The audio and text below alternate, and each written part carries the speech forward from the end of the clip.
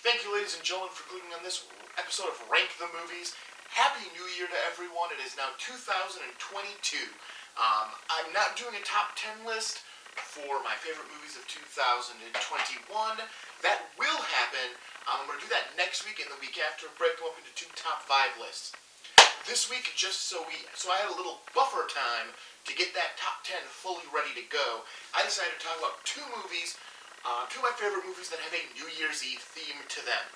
And that is 200 Cigarettes and Trading Places.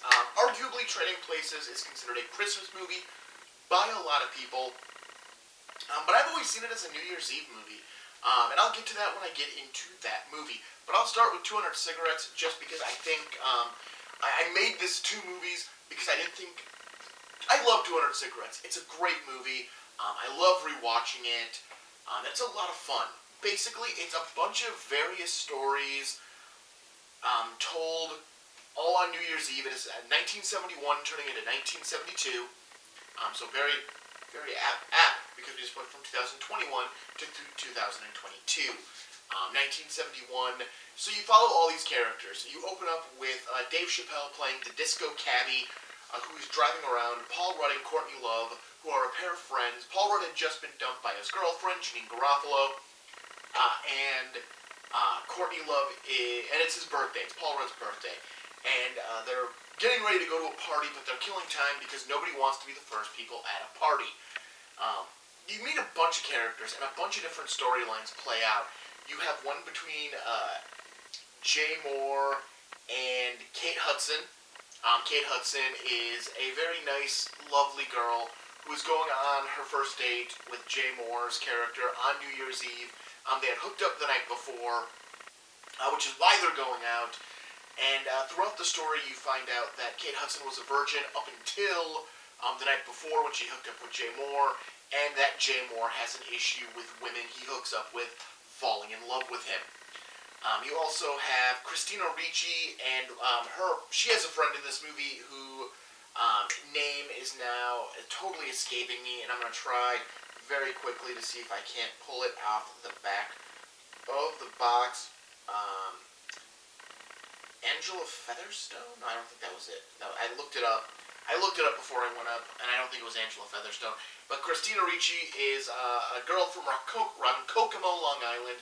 She's out with her best friend. They're going to her cousin's party, and they get lost in Alphabet City in New York, where they meet Casey Affleck, and one of his friends, a guy, I don't remember the actor's name, but the character's name is Dave, and they end up meeting up and hanging out with Christina Ricci's character, kind of jumping back and forth between the two guys as her love interest.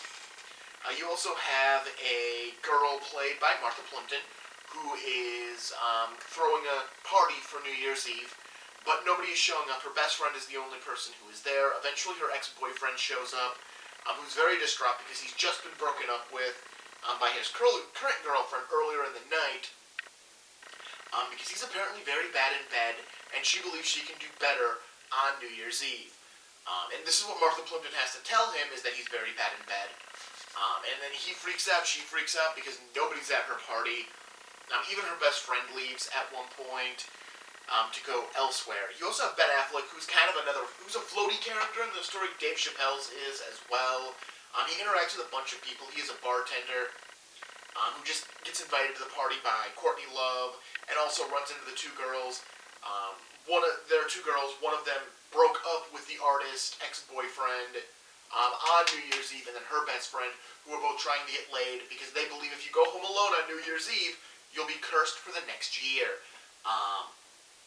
So yeah, it's a weird movie with a lot of storylines going on, but it's done very well because you jump from character to character very quickly. So you get a little bit of Casey Affleck and Christina Ricci's story, and then you move on to Martha Plimpton's story for a little bit. Then you're back to Paul Rudd and Courtney Love. Then you kind of jump over to Jay Mohr and Kate Hudson, and Dave Chappelle shows up, and Ben Affleck show up periodically throughout the picture. And it's done very well. It's handled very well because you never forget about any of the characters who are in the movie, while at the same time you never have to spend too much time with any of them. It does seem like a very ensemble cast versus a very straightforward, we're throwing actors at you But our focus is on these actors. Paul Rudd and Courtney Love kind of are the main through line, only because you start with them and you end with them. But everyone else gets about an equal amount of time. It's a really good movie. If you've never checked out 200 Cigarettes, it's definitely worth it. It's a lot of fun. It's a good New Year's. It's a good New Year's movie. It's a good movie set on New Year's Eve. The other movie I'm talking about is Trading Places. Now, this is obviously a Blu-ray copy of Trading Places, but I own this thing on a bunch of different formats. I have a VHS copy, I have a Laserdisc copy, and it is the only movie I own. Well, no, that's a lie. I do own one other movie just because the case sold it on me. But it is one of the only movies I own on Betamax. That's right, I have 3 Betamax tapes in my entire collection. This one, Camelot, which is a 2-tape Betamax in a giant Disney box, which is why I bought that one. And 1 episode of The Real Ghostbusters, because that's all they put on the Betamax tape. And the reason I have Trading Places on Betamax, those two are both like weird things I bought because they're weird. This one I bought, Trading Places on Betamax, because this is one of 2 tapes I owned with a Betamax player when I was a kid. I had a TV in my bedroom when I was a child, but I didn't have a VCR connected to it. I had a Beta player connected to it. And I had Trading Places, I had Transylvania 65000, I'm pretty sure there's a review for it somewhere on this channel. And I had a taped copy off of TV of Scooby-Doo Meets the Reluctant Werewolf. So when I was homesick laying in bed, I had 3 things to choose from to watch. I could watch Trading Places, I could watch Transylvania 65000, or I could watch Scooby-Doo Meets the Reluctant Werewolf, because I didn't have any other Beta tapes. I might have had the Monster Squad. I swear I did, but I don't remember it as well as Trading Places and Transylvania 65000. So yeah, I actually do have a Betamax copy of Trading Places. It's great. I love this movie. I've always loved this movie. Now, a lot of people say it's a Christmas movie, and I get why. There's a lot of Christmas decorations. The movie starts in late November, early December, and that's where it starts. And there is a scene at a Christmas party. But my problem is, when I think of a Christmas movie, I want the crux of it to be on Christmas or about Christmas. So you can give me a movie that leads up to Christmas, because Christmas is the, ending point. Like Love Actually. Love Actually was a movie that led up to Christmas, but Christmas was the ending point. Fred Claus, it doesn't matter because it's about Santa. That is already Christmas. It's a Wonderful Life. I'm not going to touch on that one. But obviously you can watch those reviews. I did those reviews. Those are done. Those are done last month. But I don't see it. Because although there is definitely a story arc on Christmas, the story arc isn't the climax of the story. The story isn't building to Christmas. The story is building to New Year's. The big part of this movie, the ending of this movie, the third act of this movie, is about New Year's. And so I look at it, I've always looked at it more of a New Year's movie. Because it's about, so what the movie is about, for people who don't know, Dan Aykroyd is a well-to-do businessman who works for a stockbroker, a pair of brothers named the Dukes. Eddie Murphy plays a con man who inadvertently ends up with Dan Aykroyd's briefcase that has the payroll in it. He knocks into him, picks it up, tries to hand it back to him, but Dan Aykroyd is screaming that he's being robbed. So Eddie Murphy goes to jail. The Dukes decide to make a bet for $1 that they can take Dan Aykroyd's character, Winthrop, and turn him into a criminal while taking Eddie Murphy's character, Billy Ray Valentine, and turning him into a a functioning member of their company. And that's what they do. They start to ruin Dan Aykroyd's life by getting him arrested for stealing, planting crystal PCP on him, having him break up with his fiancée by having a hooker make out with him, played by Jamie Lee Curtis, who becomes Dan Aykroyd's love interest after that, and by giving Billy Ray Dan Aykroyd's house, his clothes, his job, and seeing how well he does. Christmas is when this all comes to pass, when Dan Aykroyd actually does something criminal by breaking into the Duke and Duke Stockbridge and trying to frame Billy Ray for drugs. He tries that, it fails, so that's when the Dukes end their bet and they exchange $1. But that's not the end of the movie. because the end of the movie is the payback. It is the revenge that Eddie Murphy and Dan Aykroyd take onto the Dukes for playing with their lives like this. And that happens on New Year's in a couple of days. Starts on New Year's Eve and ends on the 2nd or 3rd. I forget which day. Because on the 2nd or 3rd, the frozen orange juice crop report is coming out, which is going to drastically affect the stock market and the value of frozen concentrated orange juice. The Dukes have hired a man named Clarence Beeks, who they've also used to ruin Dan Aykroyd's life, to steal the crop report and get it to them before the announcement. So they'll actually know how it's going to be, so they can manipulate the stock market and make a lot of money. Dan Aykroyd, Eddie Murphy, Jamie Lee Curtis, and Eddie Murphy and Dan Aykroyd's butler, played by Delhome Elliott, dress up and board a New Year's Eve costume party train that Mr. Beeks is going to be on, and they end up trying to steal the crop report and end up actually kidnapping Mr. Beeks, sticking him in an ape outfit, and shoving him in a cage with another gorilla. That's the revenge climax, because all that's left is just them actually doing their plan on the exchange floor, which again, it's the first day the exchange is open after New Year's.